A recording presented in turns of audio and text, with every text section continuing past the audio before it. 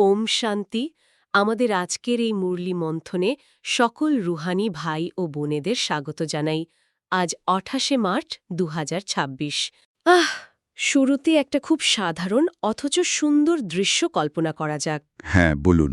ধরুন একদম নিখুঁত দাগহীন উজ্জ্বল সাদা একটা পোশাক, আর হঠাৎ কোথা থেকে যেন এক ফোঁটা গাঢ় নীল কালি ঠিক সেই সাদা পোশাকটার উপর এসে পড়ল। উফ, ভাবলেই তো মন খারাপ হয়ে যায়। ঠিক তাই। আর আমাদের প্রথম রিয়াকশন কি হয়? সাধারণ প্রবৃত্তি হল সাথে সাথে সেটাকে ঘষে তুলে ফেলার চেষ্টা করা। একদম। একটু জল দিয়ে বা অন্য কাপড় দিয়ে খুব জোরে ঘষতে শুরু করি আমরা। হ্যাঁ, কিন্তু বাস্তবে কি ঘটে?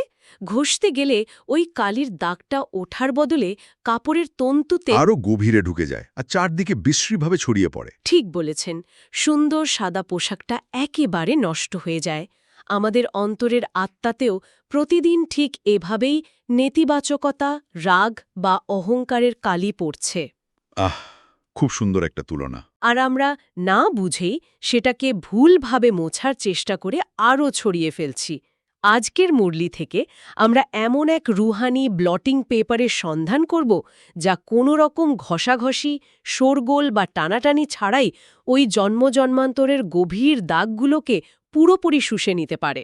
মানে এই সাদা পোশাকে কালির দাগের চিত্রটা যদি আমরা প্রাত্যহিক জীবনের আধ্যাত্মিক চর্চার সাথে মিলিয়ে দেখি, তাহলে একটা অদ্ভুত মিল পাওয়া যায়। কেমন মিল? মানুষ সাধারণত আত্মার পাপ বা এই কালির দাগ মোছার জন্য কি করে? তারা তীর্থযাত্রায় যায়, নদীতে স্নান করে, মাইলের পর মাইল খালি পায়ে হেঁটে শারীরিক কষ্ট স্বীকার করে। হ্যাঁ, ভাবে শরীরকে কষ্ট দিলে হয়তো ভেতরের পাপ ধুয়ে যাবে। ঠিক ওই সাবান জল দিয়ে কালির দাগ ঘষে তোলার মরিয়া চেষ্টার মতো। কিন্তু জল তো কেবল শরীরের ময়লা পরিষ্কার করতে পারে। জল একটা ভৌতিক উপাদান, সেটা আত্মাকে কিভাবে স্পর্শ করবে? আত্মাকে তো জল দিয়ে ধোয়া যায় না। একদমই না। আত্মা তো কোনো জড়বস্তু নয়। বাইরের এই আড়ম্বর বা শারীরিক ক্রিয়াকলাপ আত্মাকে পবিত্র করার বদলে উল্টে মানুষের মধ্যে একটা নতুন অহংকারের জন্ম দেয়। তারা ভাবে, আমি এত বড় তীর্থ করেছি, আমি এত পুণ্য করেছি। তার মানে দাগ তো মুছলই না, উল্টে আরও একটা নতুন অহংকারের কালির দাগ পড়ে গেল। ওই ঘষতে গিয়ে কাপড়ের তন্তু ছিঁড়ে যাওয়ার মতো অবস্থা আর কি। ঠিক ধরেছেন। আর এই কারণেই আজকের মুরলিতে পরমাত্মা বা শিবা বাবাকে ফার্স্ট ক্লাস ব্লটিং পেপার বলা হয়েছে। ফার্স্ট ক্লাস ব্লটিং পেপার শব্দটা বেশ মজার। হ্যাঁ, একটা সত্যিকারের ব্লটিং পেপার বা শোষক কাগজ কিভাবে কাজ করে তা একটু ভাবলেই ব্যাপারটা পরিষ্কার হবে। কালির দাগ যখন ছড়ায়, তখন ব্লটিং পেপার তার ওপর শুধু আলতো করে রেখে দিতে হয়। সে কোনো ঘর্ষণ তৈরি করে না। একদম। সে কোনো আওয়াজও করে না। শুধু চুপচাপ ক্যাপিলারি অ্যাকশন বা কৈশিক গতির মাধ্যমে সমস্ত কালি নিজের ভেতরে টেনে নেয়। বাহ, খুব সুন্দর। এই পৃথিবীতে যখন কেউ কোনো ভুল করে, চারপাশের মানুষ তো সেই ভুলটাকে নিয়ে চর্চা করে, দাগটাকে আরও ছড়িয়ে দেয়। কিন্তু পরমাত্মা হলেন সেই শান্ত ব্লটিং পেপার। তিনি আমাদের ভুলগুলোর কোনো হিসাব রাখেন না, কাউকে জানিয়ে শোরগোল করেন না, অত্যন্ত শান্তভাবে আত্মার সমস্ত পাপ শুষে নেন। কিন্তু একটা ব্যাপার আছে, ব্লটিং পেপার যদি দাগ শুষে নেয়, তবে সবার আগে তো জানা প্রয়োজন যে আত্মায় পড়া সবচেয়ে গভীর দাগটি আসলে কি। হ্যাঁ, এটা জানা সবচেয়ে জরুরি। মানে ধরুন, আমরা সাধারণ মানুষরা তো ভাবি যে রাগ করা, লোভ করা, চুরি করা বা কাউকে শারীরিকভাবে আঘাত করাটাই বোধহয় সবচেয়ে বড় পাপ। হুম। কিন্তু মুরলিতে বারবার বলা হয় যে শুধুমাত্র নিজেকে একটি শরীর বা দেহ মনে করাটা, যাকে দেহ অভিমান বলা হয়, সেটাই হলো ১ নম্বর রোগ। আমি স্বীকার করছি, শুরুতে এই বিষয়টা আমার কাছে বেশ বিভ্রান্তিকর লাগত। কেন মনে হতো এমন? কাউকে খুন করা বা বড় কোনো ক্ষতি করার চেয়ে নিজেকে শুধু একটা শরীর ভাবাটা বড় দাগ কিভাবে হতে পারে? এটা তো একটা দার্শনিক ধারণার মতো শোনায়। এই বিভ্রান্তিটা আসা কিন্তু খুবই স্বাভাবিক, কারণ আমরা তো অপরাধকে সবসময় কাজের ফলাফল দিয়ে মাপি, তার পেছনের মনস্তত্ত্ব দিয়ে নয়। ঠিক। রাগ, লোভ, মোহ বা অহংকার এগুলো কিন্তু কোনো স্বাধীন বা মূল অনুভূতি নয়। এগুলো হলো একটা বিষাক্ত গাছের শাখা প্রশাখা। আর বীজটা হলো দেহ অভিমান। একদম। এই গাছটার মূল বীজটাই হলো দেহ অভিমান। যখন কেউ নিজেকে কেবল রক্তমাংসের একটি শরীর ভাবে, তখনই তার মধ্যে আমার, তোমার বা নিজ পরভেদ জন্ম নেয়। মানে আমার শরীর, আমার পদমর্যাদা, আমার রূপ, এই সীমানাগুলো তৈরি হয়। হ্যাঁ, আর এই সীমানা থেকেই জন্ম নেয় অপরের থেকে ভালো সাজার প্রতিযোগিতা বা অন্যের প্রতি ঈর্ষা। কেউ আমাদের এই সীমানায় আঘাত করলে আমরা রেগে যাই। একটু গভীরে গিয়ে ভাবলে বোঝা যায়, আমরা যখন বলি যে আমার অপমান হলো, তখন আসলে অপমানটা কার হয়? আমাদের আত্মসম্মান এতটা ঠুনকো হয়ে যায় কেন? কারণ আমাদের আত্মসম্মান দাঁড়িয়ে থাকে ওই বাইরের নাম, পদবি বা শরীরের উপর। কেউ কিছু কড়া কথা বললে আমরা ভাবি আমাদের অস্তিত্ব বিপন্ন। বুঝতে পারছি। কিন্তু যদি অস্তিত্বের ভিত্তিটা একেবারে আলাদা হয়, যদি কেউ নিজেকে ভ্রুকুটির মাঝে উজ্জ্বল একটি চৈতন্য, শান্ত আত্মা হিসেবে উপলব্ধি করে, তবে জগতের কোনো অপমানই তাকে বিদ্ধ করতে পারবে না। কারণ আত্মার তো কোনো অপমান হতেই পারে না। ঠিক তাই। আত্মা অবিনশ্বর, তার কোনো পদমর্যাদা হারানোর ভয় নেই। দেহ অভিমান হল সেই মাটি যেখান থেকে সমস্ত নেতিবাচক আবেগ পুষ্টি পায়। নিজেকে আত্মা হিসেবে অনুভব করা মানে হল সেই শিকড়টাকে উপড়ে ফেলা। আর শিকড় উপড়ে ফেললে রাগ বা লোভের মতো ডালপালাগুলোর সাথে আলাদা করে আর লড়াই করার প্রয়োজনই পড়ে না, সেগুলো এমনিতেই শুকিয়ে যায়। একদম ঠিক বলেছেন। কিন্তু এই দেহ অভিমানের মূল উপড়ে ফেলার জন্য আত্মাকে কার সাথে যুক্ত হতে হবে? মুরলি বলছেন, যিনি সমগ্র ব্রহ্মাণ্ডের রচয়িতা, তার স্বরূপ নাকি একটি অতি ক্ষুদ্র বিন্দু বা পয়েন্ট অফ লাইট। হ্যাঁ, জ্যোতিবিন্দু। এই জায়গাটাতে একটা বড় ধরনের মানসিক বাধা তৈরি হয়। মানে মানুষের মস্তিষ্ক তো গল্প আকার বা কোনো মুখের অবয়ব মনে রাখতে অভ্যস্ত। এটা ঠিক, তবে সংযোগ স্থাপন করা সম্ভব। মন তো আরও বেশি বিক্ষিপ্ত হয়ে যাওয়ার কথা। মানুষের মস্তিষ্ক আকার খুঁজতে ভালোবাসে ঠিকই, কিন্তু আকারের একটা বড় সমস্যা আছে। কি রকম?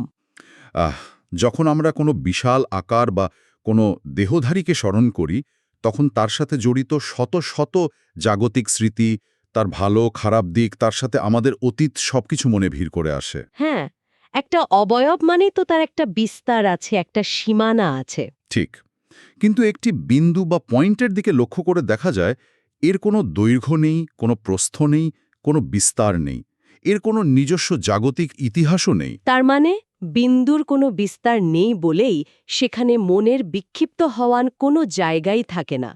বুদ্ধিকে যখন একটি জ্যোতিবিন্দুর ওপর স্থির করা হয়, তখন মনের সমস্ত বিচরণ বাধ্য হয়ে শূন্যে মিলিয়ে যায়। একদম, এটাই হলো চরম একাগ্রতা।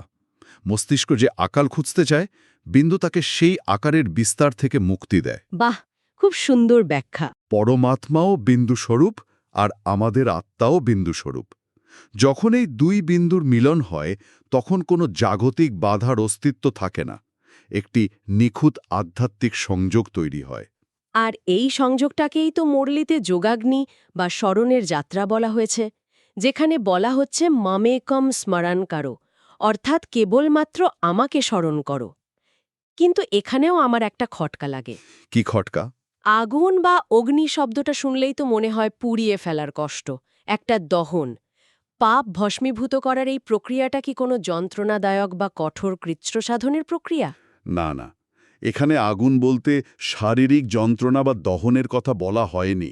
এটি হলো প্রেমের আগুন, পবিত্রতার আগুন। প্রেমের আগুন? হ্যাঁ, ধরুন পদার্থবিদ্যার দৃষ্টিকোণ থেকে ভাবলে আগুন রূপান্তর ঘটায়। যেমন সোনাকে আগুনে পোড়ালে তার ভেতরের খাদ বা অশুদ্ধিগুলো জ্বলে যায় আর সোনা আরও উজ্জ্বল হয়ে ওঠে। সেখানে সোনা কিন্তু জ্বলে যায় না। ঠিক ঠিক তেমনি পরমাত্মার প্রতি ঐকান্তিক প্রেমের আগুন আত্মার জন্মজন্মান্তরের অরিজিনাল স্বভাবকে নষ্ট করে না, বরং সেই দাগগুলোকে ভস্মীভূত করে দেয়। বুঝতে পারছি। আর এই মানসিক প্রক্রিয়া আত্মাকে কোনো কষ্ট দেয় না, বরং এক গভীর শীতলতা ও শান্তি প্রদান করে। কারণ আত্মার উপর থেকে একটা বিশাল ভারী বোঝা নেমে যায়। প্রেমের আগুন যা শীতলতা দেয়, ধারণাটা সত্যি খুব গভীর। কিন্তু পথটি যদি এতটাই শান্তিদায়ক হয়, তবে আধ্যাত্মিক পথের যাত্রীরা অনেক সময় ব্যর্থ হন কেন? বাধা তো আসেই। বাধাগুলো ঠিক কোথায় আসে? মুরলিতে সাইনবোর্ডের একটা উদাহরণ দেওয়া হয়েছে, যেটা আমার কাছে খুব প্রাসঙ্গিক মনে হয়েছে। হ্যাঁ, রাস্তায় যেমন সাইনবোর্ড থাকে, সে সবাইকে সঠিক পথ দেখায় যে অমুক জায়গাটা ডান দিকে, অমুক জায়গাটা বাঁদিকে। কিন্তু সাইনবোর্ড নিজে এক পাও এগোয় না, সারা জীবনেই এক জায়গাতেই দাঁড়িয়ে থাকে। ঠিক তাই। আধ্যাত্মিক পথে অনেকেই আছেন যারা শুধু অন্যকে জ্ঞান দেন, সঠিক পথ দেখান, কিন্তু নিজে কখনো সেই যোগের আগুনে বসেন না। নিজে যোগে না বসলে তো নিজের অন্তরের কালি মুছবে না। এটা হলো অন্যের শিক্ষক হতে গিয়ে নিজের ছাত্র সত্তাকে ভুলে যাবার একটা বড় ফাঁদ। একদম। আর আরেকটা বড় বাধা হলো ঝড়ময় ঝগময়, যাকে আমরা পরনিন্দা বা গসিপ বলি। আমি এটাকে একটা মিষ্টি বিষ হিসাবে ব্যাখ্যা করতে চাই। মিষ্টি বেশ কথাটা খুব সত্যি। মানে সামাজিকভাবে গসিপ করতে মানুষের বেশ মজাই লাগে। হ্যাঁ, ধরুন অফিসে লাঞ্চের সময় হয়তো সবাই মিলে একজন বদমেজাজি বসের নামে চর্চা করছে। ঠিক, তখন তো সেটাকে বিষ মনে হয় না। মনে হয় যেন এটা একটা বেঁচে থাকার কৌশল বা নিজেদের মধ্যে একটা বন্ডিং তৈরি হচ্ছে। তাহলে এটা আধ্যাত্মিক দিক থেকে মারাত্মক কেন? কারণ এই গসিপের মনস্তাত্ত্বিক মেকানিজমটা খুব ক্ষতিকারক। আমরা যখন অন্যের দুর্বলতা বা নেতিবাচক দিক নিয়ে দীর্ঘক্ষণ চর্চা করি, তখন আমাদের অবচেতন মন সেই নেতিবাচক ভাইব্রেশনগুলোকে নিজের ভেতরে গ্রহণ করতে শুরু করে। উফ, ওই কালির দাগের অ্যানালজিতে ফিরে গেলে বলতে হয়, অন্য মানুষের দুর্বলতা নিয়ে চর্চা করা মানে হলো অন্যের শরীরের বা স্বভাবের ভেজা কালির দাগটা নিজের একদম পরিষ্কার পোশাকে সজোরে ঘষে নেওয়া। একদম তাই। আমরা ভাবি আমরা তো শুধু আলোচনা করছি, কিন্তু আসলে আমরা তার রাগ, লোভ বা বিরক্তিটা নিজের আত্মায় মাখিয়ে নিচ্ছি। এই জায়গাটাতেই মুরলি খুব কড়া সতর্কবার্তা দিয়েছে, যেখানে বলা হয়েছে যদি কেউ নিজের কথার মাধ্যমে বা বাণীর মাধ্যমে অন্যকে দুঃখ দেয়, তবে তাকে দুঃখী হয়েই মৃত্যুবরণ করতে হবে। এটা তো কোনো অভিশাপ নয়, কর্মের অমোঘ নিয়ম। তাহলে এর থেকে বাঁচার উপায় কি? কিভাবে আমরা এই ফাঁদ থেকে বাঁচব? আমাদের বলা হচ্ছে মাস্টার ব্লটিং পেপার হতে। হ্যাঁ, কিন্তু ওই যে অফিসের উদাহরণটা দিলাম, সবাই যখন বসের নামে চর্চা করছে বা কেউ এসে আমার কাছে খুব রাগের মাথায় চিৎকার করছে, তখন ব্লটিং পেপারের মতো সেটা শুষে নেওয়া মানে তো নিজের ভেতরে সেই বিষটাকে জমা করা। এটা তো একটা বড় সড় ইমোশনাল ব্রেকডাউনের কারণ হতে পারে। আহ ব্লটিং পেপার হওয়ার মানে কিন্তু নিজের ভেতরে বিষ জমা করা বা ইমোশনকে অবদমিত করা নয়। এখানেই মাস্টার ব্লটিং পেপার হওয়ার আসল কৌশল লুকিয়ে আছে। তাহলে আসল কৌশলটা কি? এর মানে হলো আমরা যখন কারো রাগ বা ক্ষোভ শুনব, তখন আমরা সেটাকে ব্যক্তিগতভাবে নেব না। আমরা বুঝব যে তার এই রাগটা আসলে তার নিজের ভেতরের কোনো গভীর যন্ত্রণা বা নিরাপত্তাহীনতার বহিঃপ্রকাশ। হুম, একটা সহানুভূতির জায়গা থেকে দেখা। ঠিক। এই সহানুভূতি বা এমপ্যাথি নিয়ে যখন আমরা পরিস্থিতিটাকে দেখি, তখন সেই নেতিবাচক শক্তিটা আর আমাদের বিদ্ধ করতে পারে না। আমরা সেটা শুনি, কিন্তু আমাদের ভেতরে সেটা কোনো রিয়াকশন তৈরি করে না। আমরা সেই চেন বা শৃঙ্খলটাকে ওখানেই ভেঙে দিই। একদম। আমরা সেটাকে অন্যের কাছে গিয়ে আর ছড়াই না। এটাই হলো শুষে নিয়ে শেষ করে দেওয়া। তার মানে নিজের ভেতর একটা ফিল্টার বসানো, যার নেতিবাচকতাকে আটকে দেয়, কিন্তু নিজে সেই নেতিবাচকতায় জড়িয়ে পড়ে না। হ্যাঁ, তবে এই রুহানি অনুশীলন বা ফিল্টারিং প্রসেসটা যে ঠিকঠাক হচ্ছে তা মাপার কি কোনো উপায় বা থার্মোমিটার আছে? কিভাবে বোঝা যাবে যে আমরা সত্যি পাপ বা নেতিবাচকতা থেকে মুক্ত হচ্ছি, নাকি শুধু বাইরে থেকে একটা শান্ত থাকার অভিনয় করছি? মুরলি এই থার্মোমিটারের খুব সুন্দর একটা নাম দিয়েছে, খুশির পারদ বা মার্কারি অফ হ্যাপিনেস। খুশির পারদ। হ্যাঁ, যখন আমরা ভেতর থেকে সত্যি নেতিবাচকতা মুক্ত হই, তখন একটা স্বতঃস্ফূর্ত হালকা ভাব চলে আসে। এই হালকা ভাবটাকে বাস্তব জগতের একটা উদাহরণ দিয়ে বোঝার চেষ্টা করা যাক। ধরুন, কোনো মানুষের ঘাড়ে কোটি টাকার বিশাল একটা ঋণ চেপে আছে। আহ, ভয়ানক অবস্থা। সে যতই বাইরে থেকে হাসার চেষ্টা করুক বা শান্ত থাকার অভিনয় করুক, তার হাসিতে একটা কৃত্রিমতা থাকবেই। হুম, ভেতরে ভেতরে একটা চাপ কাজ করবে। কিন্তু যেদিন তার সেই বিশাল ঋণ পুরোপুরি মকুব হয়ে যাবে, সেদিন তার মুখের হাসিটা কেমন হবে? একেবারে অন্যরকম। হ্যাঁ, তার জন্য তাকে কোনো জোর করতে হবে না। হাসিটা ভেতর থেকে স্বাভাবিকভাবেই বেরিয়ে আসবে। কোনো মেকি ভাব থাকবে না। ঠিক। আত্মার ক্ষেত্রেও এই পারদটা এভাবেই কাজ করে। জন্মজন্মান্তরের পাপের বা নেতিবাচক সঞ্চয়ের যে বোঝা আত্মার উপর চেপে আছে, শিব বাবার স্মরণের ফলে যখন সেই বোঝা হালকা হতে শুরু করে, তখন আত্মার সেই মুক্তি আর খুশি শরীরেও প্রতিফলিত হয়। মুখমণ্ডলে একটা অন্যরকম আভা চলে আসে। একদম। মুরলিতে বলা হয়েছে, এমন মানুষের চেহারা দেবতাদের মতো তরতাজা আর হাস্যোজ্জ্বল লাগে। তাদের দেখলেই চারপাশের মানুষ একটা অদ্ভুত প্রশান্তি অনুভব করে। তাদের উপস্থিতিতেই একটা স্থিরতা থাকে। আর এই স্থিরতা বা প্রশান্তি থেকেই আসে এক নতুন শক্তির উন্মেষ। আজকের মুরলির বরদানে এই বিষয়ের ওপর খুব জোর দেওয়া হয়েছে, শক্তি স্বরূপ হওয়া। হ্যাঁ, শক্তিস্বরূপ। কিন্তু আমাদের চারপাশের সমাজে শক্তি বা পাওয়ারের সংজ্ঞা তো একেবারেই আলাদা। আমরা ভাবি শক্তি মানেই উগ্র হওয়া, গলা তুলে কথা বলা, বা কেউ আক্রমণ করলে তাকে পাল্টা মুখম জবাব দিয়ে চুপ করিয়ে দেওয়া। ঠিকই তো।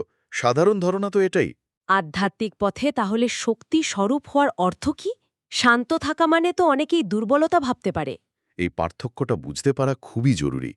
জাগতিক শক্তিতে যাকে রিয়াকশন বলা হয়, আধ্যাত্মিক জগতে সেটাই হলো চরম দুর্বলতা। রিয়্যাক্ট করা মানে দুর্বলতা। অবশ্যই। ধরুন কেউ আমাকে অপমান করল, আর আমি রেগে গেলাম। এর মানে কি? এর মানে হলো আমার মানসিক অবস্থার রিমোট কন্ট্রোল অন্য একজন মানুষের হাতে। সে চাইলেও আর আমি রেগে গেলাম। একজন দুর্বল মানুষই কেবল এমনভাবে রিয়্যাক্ট করে। উফ, কথাটা কিন্তু দারুণ বলেছেন। রিমোট কন্ট্রোল অন্যের হাতে। তাই আধ্যাত্মিক জগতে শক্তি স্বরূপ মানে হল নিজের আত্মিক সীমানার এমন এক নীরব ও অবিচল দৃঢ়তা, যা অন্যের নেতিবাচক শক্তিকে নিজের ভেতর প্রবেশ করতেই দেয় না। অর্থাৎ কেউ যদি আমার দিকে রাগের আগুন ছুড়ে দেয়, আমি পাল্টা আগুন ছুড়ব না, বরং নিজের সীমানায় একটা অদৃশ্য শক্তির বলয় তৈরি করে রাখব। হ্যাঁ, এবং সেই রাগের উত্তাপটাকে নিজের শীতলতা দিয়ে নিভিয়ে দেব। বাহ! কেউ অপমান করল, আর ভেতর থেকে সম্পূর্ণ অবিচল থেকে তাকে পাল্টা স্নেহ ও শান্তির ভাইব্রেশন দেওয়া হলো। নিজের অহংকারকে প্রশ্রয় না দিয়ে অপমানের বদলে শান্তি দেওয়া, এটাই হলো জগতের বুকে এক নতুনত্ব বা নবীনত্বের ঝান্ডা ওড়ানো। এটাই সত্যিকালের শক্তি। এই যে শক্তির কথা বলা হচ্ছে, এটাকে প্রতিদিনের জীবনে কিভাবে প্রয়োগ করা যায় আর কিভাবে এই আনন্দ অন্যের মাঝে ছড়িয়ে দেয়া যায়, তা নিয়ে মুরুলিতে দান করার কথা বারবার এসেছে। মহাদান। হ্যাঁ, কিন্তু সমাজে দান বলতে তো সাধারণত বোঝায় টাকা পয়সা, জামা কাপড় বা খাবার দেয়া। সবার কাছে তো অঢেল জাগতিক সম্পদ নেই। তাহলে সমাজের সব স্তরের মানুষ কিভাবে এই দান প্রক্রিয়ায় অংশ নিতে পারে? আজকের মুরুলির স্লোগান ঠিক এই বিষয়টাই পরিষ্কার করে দেয়। এটি কোনো সাধারণ দান নয়, এটি হলো মহাদান। আর এই মহাদান করার জন্য কোনো ব্যাংক ব্যালেন্সের প্রয়োজন হয় না। তাহলে কিভাবে হয় এই দান? এই দান প্রধানত দুটি স্তরে হয়, মনসা এবং কর্মনা। এই মনসা এবং কর্মনা বিষয় দুটো যদি আমরা আমাদের বাস্তব কর্মক্ষেত্রের নিরিখে একটু বিশ্লেষণ করি। মনসা মানে হলো আমাদের মন বা চিন্তার স্তর দিয়ে শক্তির দান। ধরুন আমাদের চারপাশের কোনো মানুষ খুব মানসিক কষ্টে আছে বা খুব উগ্র আচরণ করছে। হ্যাঁ, কর্মক্ষেত্রে এরকম তো দেখাই যায়। আমরা যদি তাকে বিচার করার বদলে তার প্রতি বিশুদ্ধ চিন্তা, শুভ ভাবনা এবং শান্তির ভাইব্রেশন পাঠাই, আমরা যদি মনে মনে বিশ্বাস করি যে সে একটি শান্ত আত্মা এবং তারই অবস্থার পরিবর্তন সম্ভব, তবে সেটাই হলো মনের দ্বারা শক্তির দান। আর কর্মনা? কর্মনা হলো আমাদের দৈনন্দিন কর্ম বা আচরণের দ্বারা দান। আমরা যখন রাস্তায় চলি, অফিসে কাজ করি বা পরিবারের সাথে থাকি, তখন আমাদের আচার আচরণ যেন নম্রতা, মধুরতা এবং ধৈর্যে পরিপূর্ণ থাকে। আমাদের উপস্থিতি যেন অন্যের মনে এক প্রকার স্বস্তি এনে দেয়। এই গুণগুলোর প্রকাশই হল গুণের দান। কিন্তু এই স্তরে পৌঁছাতে গেলে নিজের ওপর অগাধ বিশ্বাস থাকা প্রয়োজন। আজকের অব্যক্ত ইশারাতে ঠিক এই জিনিসটার উপরই জোর দেয়া হয়েছে। একদম তাই। সেখানে বলা হয়েছে নিশ্চয়তার ভিত মজবুত করে সর্বদা নির্ভয় এবং নিশ্চিন্ত থাকতে। এই নিশ্চয়তার ভিতটা আসলে কিসের উপর দাঁড়িয়ে আছে বলে মনে হয়? এটা নিয়ে ভাবতে গিয়ে একটা গভীর জিনিস উপলব্ধি করা যায়। বলুন। যিনি স্বয়ং সৃষ্টিকর্তা ঈশ্বর, যিনি সমগ্র সৃষ্টির অতীত, বর্তমান এবং ভবিষ্যৎ একেবারে নিখুঁতভাবে জানেন, সেই পরম সত্তা যখন আমাদের মতো সাধারণ আত্মাদের দিকে তাকিয়ে বলেন যে আমরা হলাম বিঘ্ন বিনাশক আর পূজ্য আত্মা, তখন সেটা কিন্তু কোনো ফাঁকা অনুপ্রেরণা নয়। একদমই না। তিনি আমাদের অন্তর্নিহিত সামর্থ্য জানেন বলেই এই কথাগুলো বলছেন। ঈশ্বর যখন আমাদের উপর এতখানি বিশ্বাস রাখছেন, তখন নিজেদের সামর্থ্য নিয়ে সন্দেহ করার বা ভয় পাওয়ার কোনো অধিকারই কি আমাদের থাকে? সর্বশক্তিমান যখন ভরসা রাখছেন, তখন নিজের প্রতি সংশয় প্রকাশ করা মানে তো প্রকারান্তরে তার প্রজ্ঞাকেই সন্দেহ করা। ভাবা যায়। এই চিন্তাধারাটা সত্যিই এক যুগান্তকারী ভিত তৈরি করতে পারে।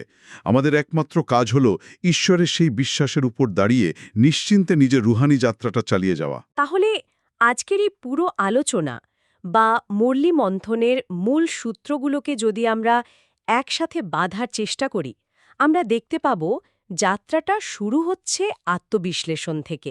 সবার আগে চিনতে হচ্ছে আত্মার সবচেয়ে গভীর দাগটিকে, যা হলো দেহ অভিমান বা নিজেকে কেবল একটি রক্তমাংসের শরীর ভাবার ভ্রান্তি। হ্যাঁ, এটাই প্রথম ধাপ। তারপর কোনো রকম বাহ্যিক আড়ম্বর বা শারীরিক ঘষাঘষি না করে পরমাত্মারূপী সেই ফার্স্ট ক্লাস ব্লটিং পেপারের সাথে একটি জ্যোতির্বিন্দুর মতো নিজেকে যুক্ত করতে হচ্ছে। এই যোগাগ্নি বা প্রেমের আগুন অত্যন্ত শান্তভাবে আমাদের সমস্ত কালির দাগ শুষে নিচ্ছে। একদম ঠিক। আর সবশেষে শুধু পথ দেখানো সাইনবোর্ড না হয়ে আমাদের নিজেদেরকেও এক একটি মাস্টার ব্লটিং পেপার হয়ে উঠতে হচ্ছে, যাতে আমরা অন্যের দুর্বলতা নিয়ে গসিপ না করে মনসা ও কর্মনার মাধ্যমে মহাদান করতে পারি এবং সব সংশয় দূর করে নির্ভয় জীবনযাপন করতে পারি। অসাধারণ একটা সারাংশ। আজকের এই মন্থন শেষে আমাদের সকল রুহানি ভাই ও বোনেদের জন্য একটি গভীর চিন্তার খোরাক রেখে যেতে চাই। হ্যাঁ, অবশ্যই। আজ যখন বাইরের এই কোলাহলময় ও পদে পদে প্রতিক্রিয়াশীল পৃথিবীতে পা রাখা হবে, তখন অন্তত একবার এই বিষয়টা ভাবা যেতে পারে। চারপাশের এই বিশৃঙ্খলাকে আয়নার মতো হুবহু প্রতিফলিত করে ফিরিয়ে দেওয়ার বদলে যদি একটি ব্লটিং পেপারের মতো তা শুষে নিয়ে কেবল শান্তিটুকু রেখে যাওয়া যায়, তবে ঠিক পরবর্তী কথোপকথনটি বা সম্পর্কের সমীকরণটি কেমন জাদুকরীভাবে বদলে যেতে পারে। সত্যি ভাবার মতো একটা বিষয়। এই প্রশ্নটি নিয়েই আজ আমরা বিদায় নিচ্ছি। সবাই খুব ভালো থাকবেন, শান্তিতে থাকবেন। ওম শান্তি।